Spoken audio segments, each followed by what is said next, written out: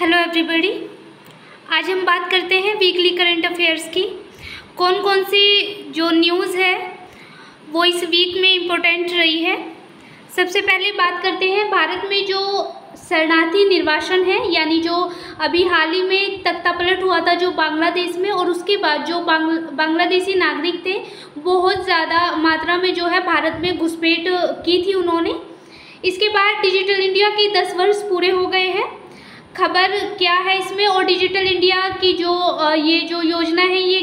मतलब इसमें क्या क्या जो कार्य हैं वो हुए हैं। और ये है चीन हिंद महासागर में जो है अपनी शक्ति को बढ़ा रहा है, इससे भारत पर क्या प्रभाव पड़ेंगे, आगे हम इन सब खबरों की चर्चा करेंगे। सबसे पहले बात कर लेते हैं बांग्लादेश की। खबर है भारत ने जो राष्ट्रीय सुरक्षा से जुड़ी जो चिंताओं को देखते हुए जो बांग्लादेश से जो अप्रवासी अवैध तरीके से भारत में जो आए थे, क्योंकि वहाँ पर जो शेख हसीना जो थी, वहाँ पे शेख हसीना की जो सरकार थी तो उसका नागरिकों के द्वारा तख्तापलट कर दिया गया था। तो इसके बाद जो बांग्लादेशी जो प्रवासी थे, अवैध प्रवासी, उन्होंने जो है भारत में अवैध तरीके से जो है घुसना शुरू कर दिया था। तो ऐसे में जो है उन्हें वापस भेजने की जो है तैयारी भारत सरकार कर रही है। क्या है भारत सरकार की निर्वासन प्रक्रिया, यानी जो बांग्लादेशी जो थे या फिर अन्य जो भी घुसपैठ जो भारत में होती रहती है, तो इसको देखते हुए जो अप्रवासी है या जो प्रवासी है अवैध तरीके से जो रह रहे हैं उन्हें भारत सरकार वापस भेज रही है। और उसकी निर्वासन प्रक्रिया क्या है, इसमें जो विदेशी नागरिक जो है उन्हें भारत से निकालने के लिए और जो अवैध रूप से बिना दस्तावेजों के जो है भारत में रह रहे हैं उन्हें वापस भेजने की तैयारी भारत सरकार कर रही है। जो विदेशी नागरिक अधिनियम है 1946 और जो 2025 का विदेशी अधिनियम था उसके तहत जो है विदेशी नागरिकों को जो है अब वापस भेजा जा रहा है। निर्वासन प्रक्रिया में जो है जो व्यक्ति है जो अवैध तरीके से भारत में आया है उसे जो है कानूनी कार्रवाई भी उस पर की जा सकती है। अगर उसके पास कोई वैध दस्तावेज नहीं है तो राजनयिक माध्यमों का भी जो है इसमें सहारा लिया जा सकता है। ये आप देख सकते हैं, ये जो है बांग्लादेश है और बांग्लादेश की जो सीमा है भारत की सीमा से लगी हुई है। तो ऐसे में जो है जब बांग्लादेश में तख्तापलट हुआ तो वहाँ की जो शेख हसीना सरकार थी वो गिर गई थी। तो ऐसे में जो है जो बांग्लादेशी जो लोग थे उन्होंने भारत में जो है घुसना यहाँ पे शुरू कर दिया था। और जो ये यहाँ पे जो आसपास का जो क्षेत्र था, यानी सीमा का जो आसपास का क्षेत्र था, वहाँ पर बहुत ज़्यादा संख्या में जो है प्रवासी देखने को मिले थे। क्या है जो प्रत्यावर्तन की जो प्रक्रिया है, क्या है वो,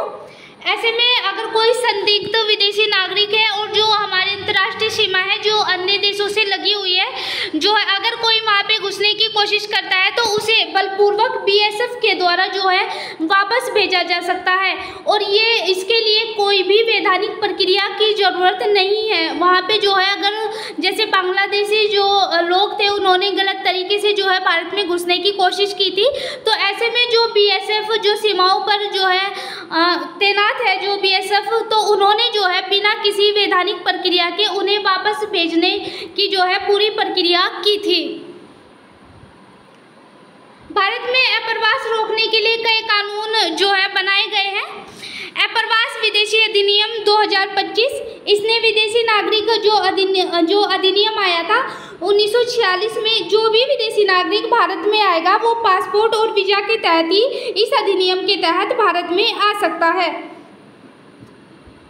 इसका उद्देश्य विदेशियों के प्रवेश, निवास और विकास की प्रक्रिया को आधुनिक एवं सुव्यवस्थित बनाना है। यानी अगर कोई भी विदेशी नागरिक भारत में आता है तो इसके तहत जो है वो वैध दस्तावेज, पासपोर्ट, वीजा के तहत ही भारत में आएगा। इससे जो अन्य जो नागरिक आते हैं और जो संदिग्ध नागरिक होते हैं इससे उसे रोका जा सकता है, और जो व्यवस्था है भारत की उसे भी जो है खराब होने से बचा जा सकता है। भारत की शरणार्थी नीति क्या है? जो संयुक्त राष्ट्र शरणार्थी सम्मेलन हुआ था 1951 जो 51 था उसमें और वर्ष 1967 में जो प्रोटोकॉल बना था उस पर भारत ने हस्ताक्षर नहीं किए थे, क्योंकि जो इसमें और इसके तहत ही, क्योंकि भारत ने इस पर हस्ताक्षर नहीं किए थे, तो कोई भी विशिष्ट जो शरणार्थी कानून है वो भारत के लिए जो है नहीं बना था। ऐसे में जो है जो भारत की जिन देशों से सीमाएं जो है साझा होती है, चाहे वो म्यांमार हो, अफगानिस्तान हो, श्रीलंका हो, तो वहाँ के जो शरणार्थी है, जो नागरिक है, वो अधिनियम 1946 के तहत जो है उन्हें नियंत्रित किया जा सकता है। इसमें कोई विशिष्ट शरणार्थी कानून तो नहीं है, लेकिन भारत ने विदेशी नागरिक अधिनियम 1946 में बनाया था। और जो ये यानी जो हमारे पड़ोसी देश हैं उनके जो विदेश मतलब नागरिक है, शरणार्थी है, उन्हें रोकने के लिए, उन्हें नियंत्रित करने के लिए यह 1946 का अधिनियम कानून बनाया गया था। इसमें अगर कोई भी विदेशी नागरिक आता है बिना किसी दस्तावेज के, घुसपैठ वो करता है, शरणार्थी के तौर पर आता है, तो उसे भारत सरकार कोई भी सुरक्षा नहीं देगी। सीमांमा आवागमन के लिए जो है विशेष प्रावधान बनाए गए हैं। जैसे जो भारत नेपाल और शांति जो मैत्री संधि हुई थी 1950 में, इसके तहत जो है नेपाल के जो नागरिक है वो भारत में बिना किसी वीजा के उन्हें भारत में आने की अनुमति है। जो म्यांमार मुफ्त आवागमन व्यवस्था थी, इसके तहत जो है दोनों देशों की सीमाएं 10 किलोमीटर भीतर रहने वाले जो लोग थे, यानी जो भारत के लोग थे, वो म्यांमार में 10 किलोमीटर अंदर तक जा सकते थे, और जो म्यांमार के लोग थे वो भी बिना किसी वीजा के भारत के 10 किलोमीटर अंदर का जो दायरा है वहाँ पर आ सकते थे। लेकिन जो 2023 में जो मणिपुर हिंसा हुई थी और बहुत ज़्यादा ये हिंसा भड़की थी, और मतलब हम कह सकते हैं कि जो शरणार्थी है देखने को मिले थे, तो ऐसे में इस हिंसा को देखते हुए गृह मंत्रालय ने जो है आदेश जारी किया था कि जो है जो अवैध भाषण है या फिर जो अवैध प्रवासी है उन्हें रोकने के लिए गृह मंत्रालय ने जो म्यांमार की सीमा है उसे पूरी तरह से बंद कर दिया गया था, और वहाँ पर बाड़ लगाने का निर्णय भी जो है भारत सरकार ने अब लिया है। यहाँ पर जो नेपाल है और जो म्यांमार है वो तो आ सकते हैं बिना किसी वीज़ा के, लेकिन जो बांग्लादेश और पाकिस्तान की अगर हम बात करें या फिर अफगानिस्तान की, तो यहाँ पे जो है वे बिना पासपोर्ट वीज़ा के भारत में जो है आने पर उन पर पूरी तरह से प्रतिबंधित है। खासकर पाकिस्तान जो है जो संदिग्ध ज़्यादातर जो है देखे जाते हैं भारत में, तो भारत की सुरक्षा व्यवस्था को देखते हुए जो है पाकिस्तान का कोई भी नागरिक भारत में बिना पासपोर्ट वीज़ा पर आने की जो है वहाँ के नागरिकों को अनुमति नहीं है। और ऐसे में जो है जो पाकिस्तान के नागरिक है वो पाकिस्तान के नागरिक भी जो है बिना वीज़ा के नहीं आ सकते, और भारत के नागरिक भी जो है पाकिस्तान में बिना वीज़ा पासपोर्ट के जो है वहाँ पर जो है नहीं जा सकते हैं। अब बात करते हैं डिजिटल इंडिया की। 10 वर्ष पूरे हो चुके हैं डिजिटल इंडिया के। 2015 में जो है शुरू की गई थी डिजिटल इंडिया, और भारत की जब जो डिजिटल इंडिया थी इसके तहत जो है लोगों को प्रौद्योगिकी की ओर आकर्षित करना और प्रौद्योगिकी के माध्यम से लोगों को जो नागरिक है उन्हें सशक्त बनाना और उन्हें जो है आगे बढ़ाना जो है डिजिटल इंडिया के माध्यम से अब तक किया गया है। अब तक की उपलब्धियों की बात करें डिजिटल इंडिया की, 2025 में इसे शुरू किया गया था, और 2015 में जो है डिजिटल इंडिया को शुरू किया गया था, और 2025 तक इसकी क्या उपलब्धियां रही है। तो जो डिजिटल इंडिया शुरू किया गया था उसके तहत जो है जो इंटरनेट है, जो शासन में जो है इंटरनेट का प्रयोग बहुत अच्छा हो रहा है, वित्तीय समावेशन बढ़ रहा है, डिजिटल जो इंफ्रास्ट्रक्चर है उसमें भी जो है बढ़ोतरी हो रही है। तो जो है डिजिटल इंडिया के तहत कई बदलाव देखने को मिले हैं, और डिजिटल इंडिया के कारण ही भारत विश्व की तीसरी बड़ी डिजिटल अर्थव्यवस्था जो है वर्तमान में बन गया है। दूरसंचार और इंटरनेट में भी वृद्धि हुई है। हम जानते हैं कि कुछ जो दूर दराज के ग्रामीण इलाके हैं वहाँ पर पहले जो है इंटरनेट और जो फ़ोन की सेवाएं थी नेटवर्क नहीं पहुँच पाते थे, तो डिजिटल इंडिया के तहत जो है टेलीफोन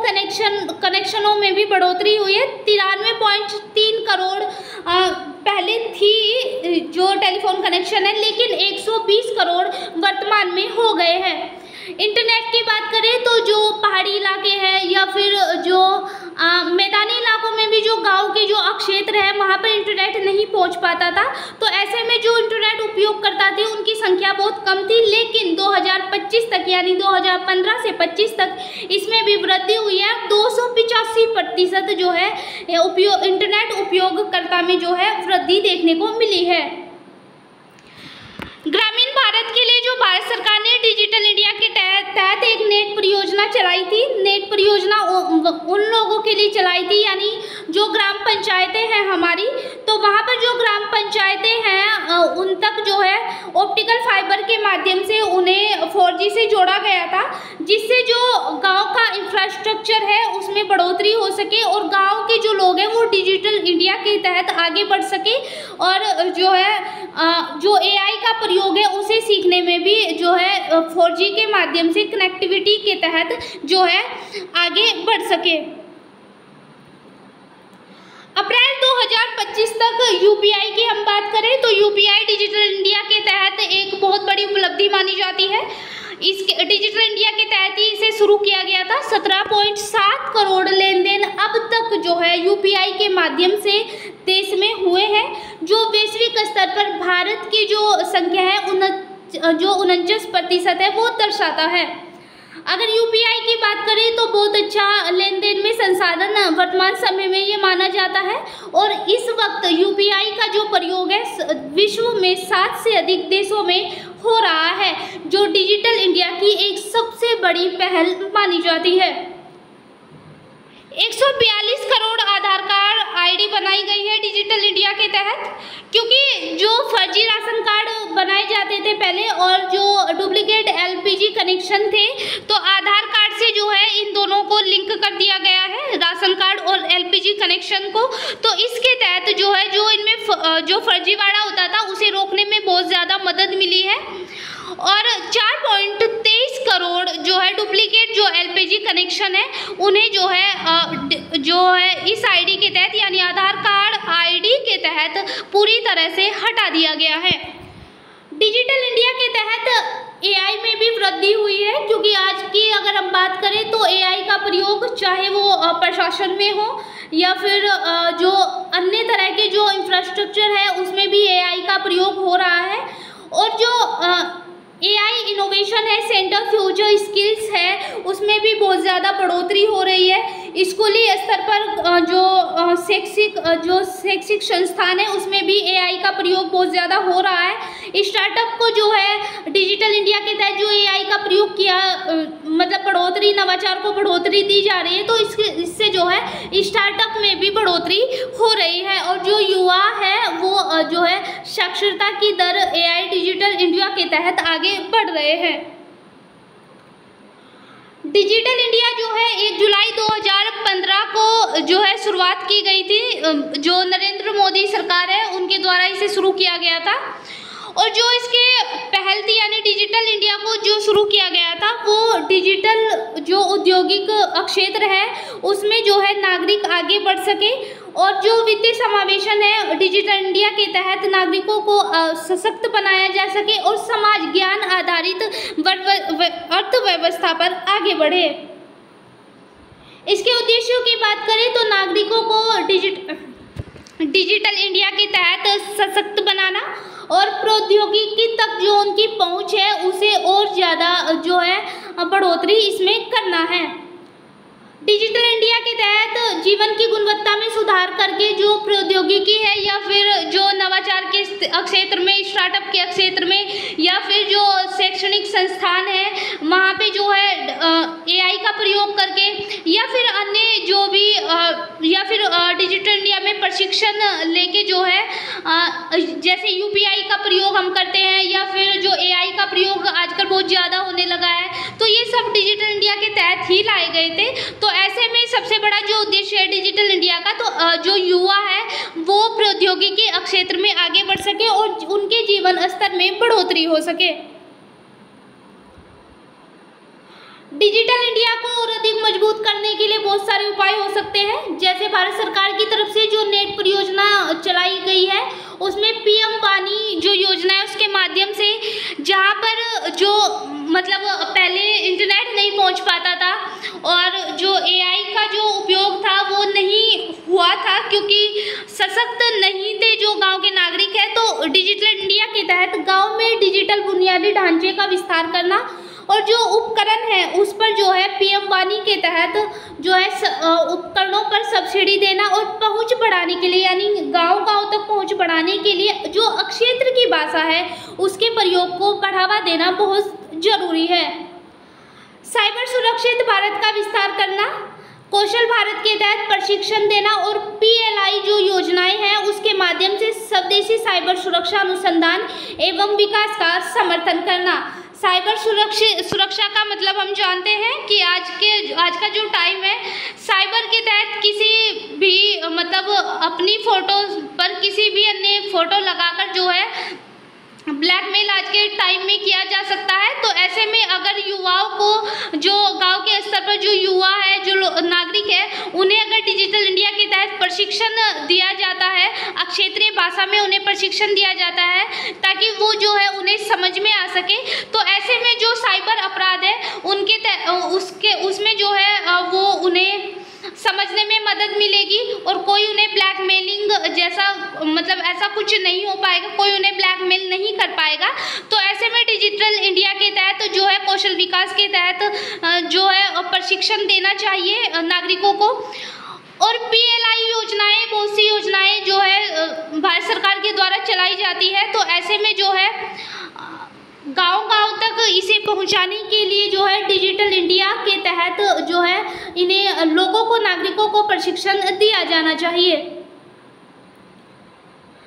डिजिटल साक्षरता को बढ़ाने के लिए जो है जागरूकता लाने के लिए कौशल प्रशिक्षण जो सामुदायिक स्तर पर जो है देनी चाहिए और पीएम दिशा कार्यक्रम का विस्तार भी करना चाहिए। स्वच्छ भारत को अपशिष्ट संग्रहण से जोड़ना जो है हरित स्टार्टअप का जो है समर्थन करना चाहिए और जो पीएलआई जो पर्यावरण अनुकूल तकनीक है उसमें भी विस्तार करना बहुत जरूरी है। अब बात करते हैं हिंद महासागर में जो है चीन अपनी जो शक्ति है वो बढ़ा रहा है, क्योंकि हम जानते हैं कि जो चीन है आसपास के जो पड़ोसी देश है भारत के,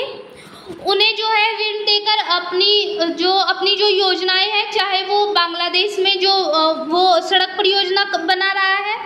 सिलीगुड़ी में जो है वो नई जो है सड़कों का निर्माण कर रहा है, सिलीगुड़ी कॉरिडोर जो आसपास का जो इलाका है, या फिर जो म्यांमार है वहाँ पर जो है वो अपने सैनिकों की तैनाती कर रहा है। कई तरह के जो है ऋण देकर जो आसपास जो भारत के पड़ोसी देश है उन्हें जो है अपने साथ चीन लाने की पूरी कोशिश कर रहा है। तो ऐसे में अब जो चीन है वो हिंद महासागर में भी अपनी शक्तियों को बढ़ा रहा है और इसमें वो है जो चीन है हिंद महासागर में अपनी शक्ति को बढ़ाने के लिए तटीय देश है जो जैसे म्यांमार और जो बांग्लादेश है जो या फिर श्रीलंका है, तो ऐसे में जो है वहाँ पर वो बंदरगाह, हवाई अड्डे, लॉजिस्टिक हब जो है बनाए जा रहे हैं चीन के द्वारा और जो है इनको नागरिक और सैनिकों दोनों उद्देश्यों पर जो है वो इनमें निवेश कर रहा है, जिसमें वह नौसैनिक समर्थन नेटवर्क तैयार कर रहा है और चीन की बढ़ती शक्ति भारत के लिए भविष्य में एक बहुत बड़ी चुनौती हो सकती है। जैसे आप देख सकते हैं ये जो है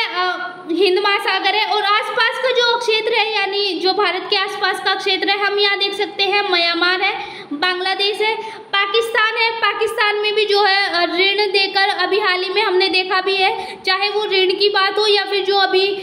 भारत और पाकिस्तान के बीच में जो तनाव हुआ था, तो हथियार भी जो है चीन ने पाकिस्तान को दिए थे। तो ऐसे में जो है जो पाकिस्तान है वो अलग अलग जो पड़ोसी देश है भारत के उनको ऋण देकर अपनी तरफ करने की कोशिश कर रहा है और नए नए बंदरगाहों का निर्माण वो करने की कोशिश कर रहा है। श्रीलंका में भी उसने जो हम्बन टोटा है 99 वर्षों के लिए जो पाकिस्तान का CPSE चीन पाकिस्तान आर्थिक गलियारा है उसने लीज पर लिया है।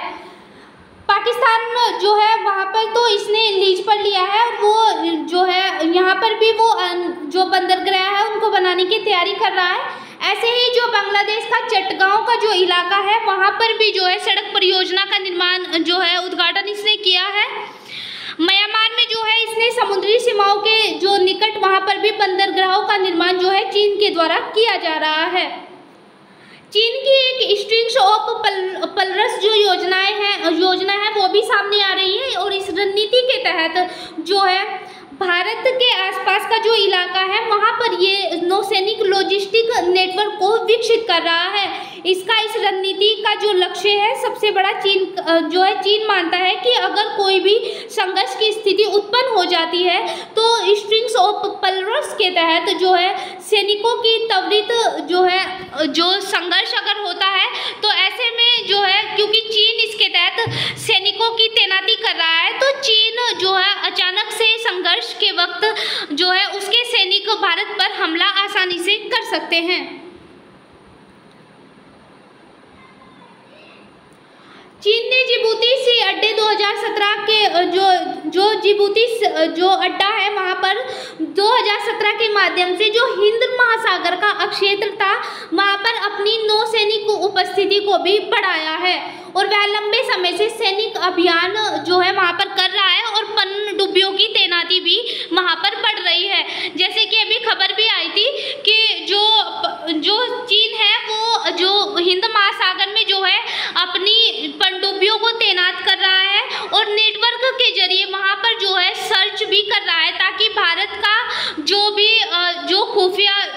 नेटवर्क है उसका चीन जो है पता लगाने की कोशिश कर रहा है और इससे जो है भारत को भविष्य में खतरा भी उत्पन्न हो सकता है।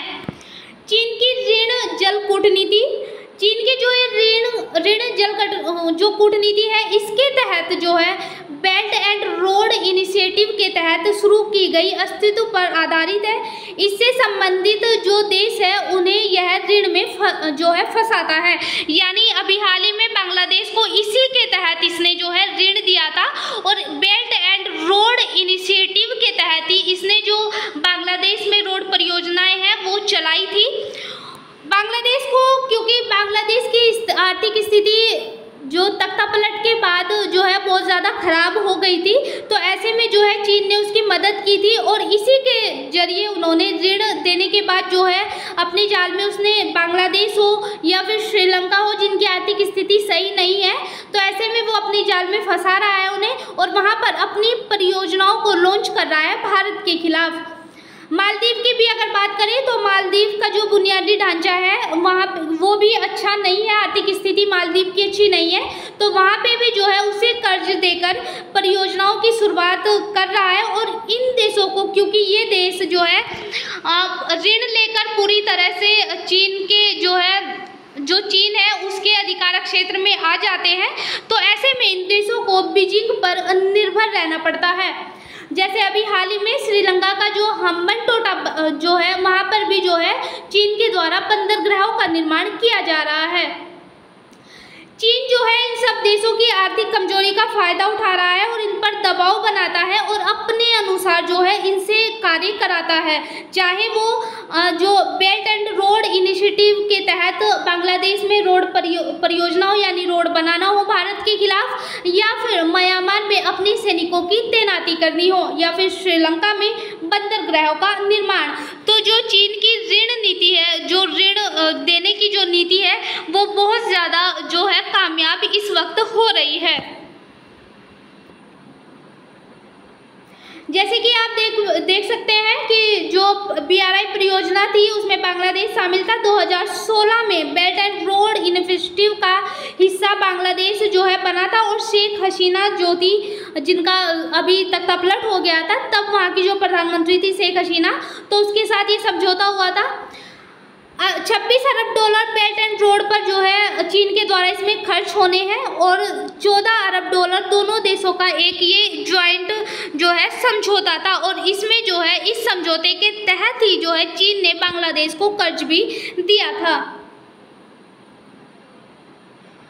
हिंद महासागर में चीन अपनी शक्तियों को बढ़ा रहा है तो भारत के लिए यह आने वाले वक्त में जो है खतरा उत्पन्न कर सकती है क्योंकि चीन के जो राजनीतिक बंदरगाह है ग्वादर हम्बनटोटा या फिर जिबूती कोको जो द्वीप है चीन वहाँ पर नौसेना और युद्धपोतों को तैनात कर रहा है और भारतीय नौसेना की जो गतिविधि है उन पर निगरानी कर रहा है, क्योंकि जो मलक्का जो जलोढ़ है और हार्मूज जलोढ़ है, वहाँ पर समुद्री मार्गों को अवरोध करने में चीन आने वाले वक्त में सक्षम हो सकता है, क्योंकि जिस तरह से वो चीनी नौसेना है अपने युद्धपोतों से जो है भारतीय नौसेना की जो भी गतिविधि है हिंद महासागर में उस पर जो है नज़र रख रहा है, तो जो है ये हिंद महासागर में भारतीय नौसेना के लिए अवरोध उत्पन्न कर सकती है। हम जानते हैं आर्थिक दृष्टि से भी जो भारत की अर्थव्यवस्था है, हिंद महासागर बहुत ज़्यादा जो है महत्वपूर्ण है भारत के लिए, क्योंकि भारत का 80% जो तेल आयात होता है हिंद महासागर के क्षेत्र से ही गुजरता है। ऐसे में अगर कोई भी संघर्ष की स्थिति उत्पन्न होती है और जिस तरह जो चीन है वो अपनी नौसेना गतिविधि हिंद महासागर में बढ़ा रहा है, तो अवरोध भी ये उत्पन्न कर सकता है समुद्री मार्गों में भारत के लिए। तो ऐसे में जो है भारत की ऊर्जा सुरक्षा को भविष्य में खतरा हो सकता है और व्यापार मार्गों को जो है चीन बाधित कर सकता है, जिससे भारत की अर्थव्यवस्था पर प्रभाव पड़ेगा।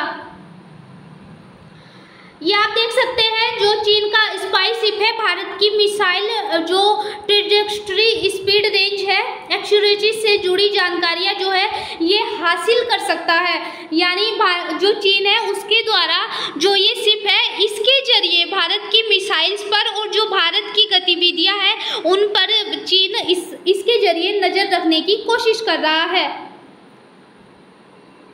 इससे भारत की खुफिया निगरानी को भी खतरा हो सकता है, क्योंकि चीन का जो ये जासूसी जहाज है इलेक्ट्रॉनिक निगरानी कर रहा है भारतीय नौसेना की और जो गतिविधियां है भारत की उस पर भी नज़र रख रहा है।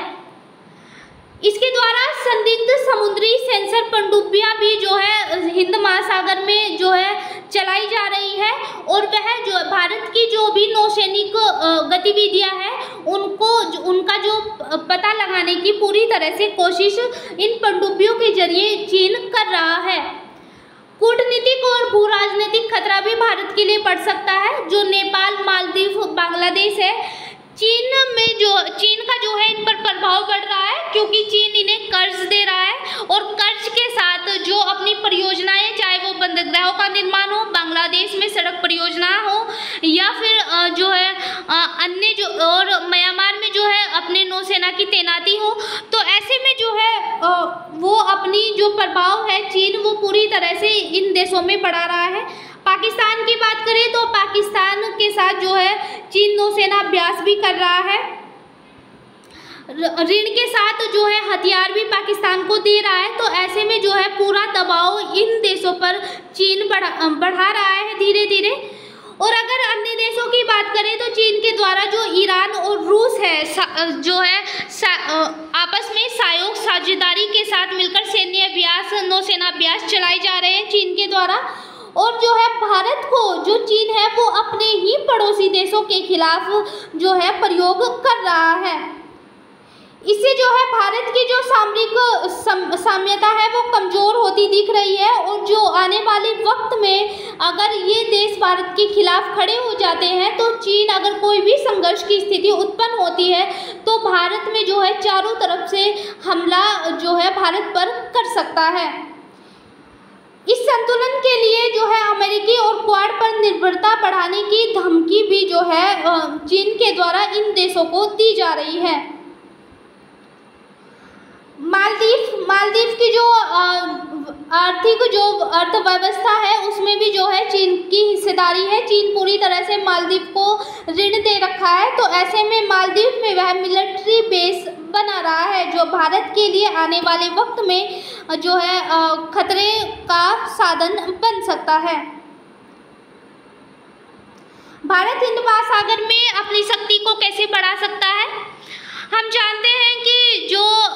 भारत की सैन्य सुरक्षा जो है बहुत मजबूत है हिंद महासागर में, लेकिन जिस तरह से चीन भारत की गतिविधियों पर नज़र रख रहा है और अपनी पनडुब्बियों के तहत जो भी गतिविधि है नौसेना की उसे खंगालने की कोशिश चीन के द्वारा की जा रही है, तो ऐसे में जो है भारत को भी अपनी सैन्य सुरक्षा को मजबूती देनी चाहिए। भारत को अपनी पनडुब्बियों में हिंद महासागर में विस्तार करना चाहिए और जो विमान वाहक कार्यक्रम है समुद्र के भीतर, उनमें भी जो है बढ़ोतरी करनी चाहिए और निगरानी नेटवर्क को भारत के द्वारा समुद्र में मजबूती देनी चाहिए।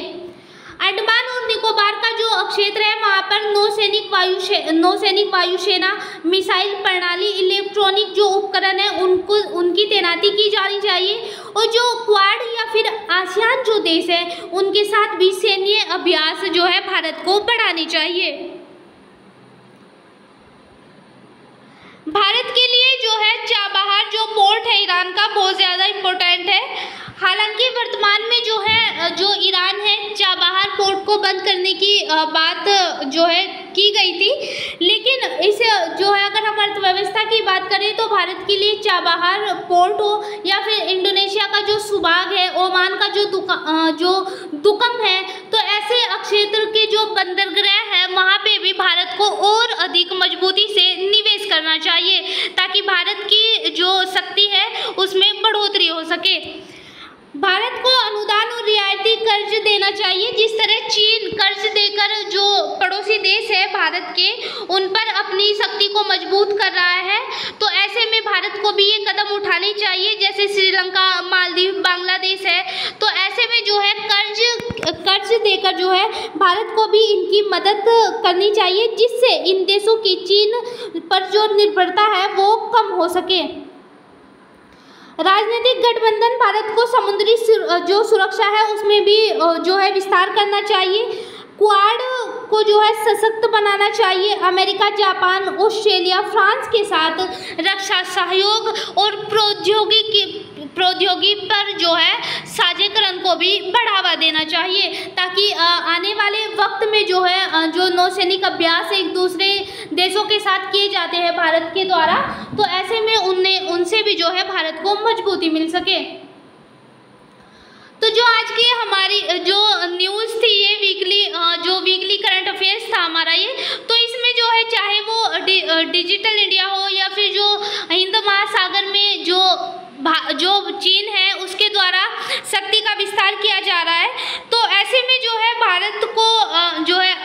चीन जो कर रहा है बहुत ज़्यादा मजबूती हिंद महासागर में बढ़ा रहा है अपने सैनिकों की, तो ऐसे में भारत को भी मजबूती बढ़ाने के लिए बहुत से कार्य करने चाहिए। तो हमारी करंट की जो है वीकली करंट की न्यूज़ थी। Thank you so much.